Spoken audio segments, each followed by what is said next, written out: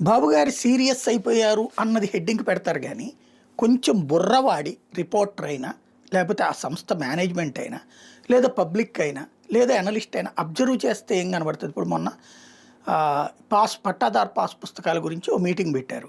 Meeting పెట్టిన తర్వాత ఎంతమందికి వచ్చినాయి అంటే వచ్చింది చూపెట్టినటువంటి వాళ్ళు 1% ఉన్నారు. అదేందయ్యా అని అడిగారు జాయింట్ కలెక్టర్ని. లేదంటే 900 దాకా ఇచ్చామన్నారు. మరి వాళ్ళు ఏరి అన్నారు.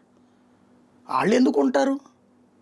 పాస్బుక్ ఏమి నువ్వేమి వాళ్ళకేమో ఆస్తి పట్ల లేదా అదేమో నీ ప్రభుత్వం తరపున కార్యక్రమం అతిథులు కాదు వాళ్ళందరూ కూడా. వాళ్ళ పాస్బుక్ వాళ్ళ ఆస్తికి అయితే వాళ్ళు పట్టుకుపోయారు. అసలు ఇన్ని రోజులు సాగదీయడమే ప్రభుత్వం యొక్క లోపం, తప్పు.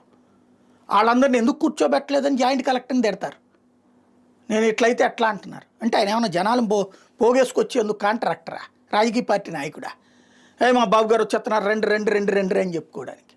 ఇది విచిత్రం. కానీ బాబు ఆగ్రహం అని ఒక హెడ్డింగ్ వస్తుంది. ఇప్పుడు తాజాగా అధికారులందరినీ బాబు మందలించారంట, మీకు సరిగ్గా చేత కావట్లేదని. ఓ పక్కనేమో 18 నెలల్లో చక్కబెట్టేశారట రాష్ట్ర ఆర్థిక పరిస్థితి. ఇప్పుడేమో అధికారులు వైఫల్యం అవుతున్నారట, సరిగ్గా కావాలంటే ఉద్యోగాలు తీసేస్తాను. ఏం చేస్తాం?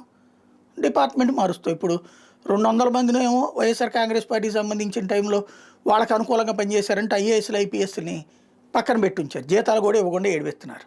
ఏమైపోతుంది? తర్వాత అయితే ఇవ్వాల్సి వస్తుంది కదా. ప్రభుత్వం మారినా అన్నా ఇవ్వాల్సి వస్తుంది, లేదా రేపు కోర్టుకి వేస్తానా ఇవ్వాల్సి వస్తుంది. నెంబర్ 1. నెంబర్ 2, కొన్ని వందల మంది పోలీసు అధికారులను వాళ్ళని తీసి పక్కన పెట్టారు. ఏమైపోతుంది? దాంతో పరిస్థితి బాగుపడిపోయిందా? మరి బాగుపడిపోయి ఉంటే కనుక ఇప్పుడు ఈ గొడవ ఎందుకు వస్తుంది? ఇప్పుడు అంతా అద్భుతం. ఓ పక్కన ఈ చెప్పే దాంట్లో లాజికల్ మిస్టేక్ ఏంటంటే 18 నెలల్లో ప్రభుత్వాన్ని చక్కదిద్దుంటే చంద్రబాబు గారు అన్ని ఫైళ్ళు వేసుకుని కూర్చుని చేయరు కదా. అధికారులందరూ సక్రమంగా పనిచేసినట్టు. అధికారులు సరిగ్గా పనిచేయట్లేదు అంటే ప్రభుత్వం సక్రమంగా పనిచేయనట్టు. అంతే కదా. ఏది నిజం? అంటే ప్రజలకి అర్థం కాని లాజిక్కులతో మ్యాజిక్కులతో కూడిన వార్తలు రాయడమే జర్నలిజంగా మారినటువంటి సందర్భంలో హడావిడి చేసేవాడే మగాడు. అది ఇప్పుడు జరుగుతుంది.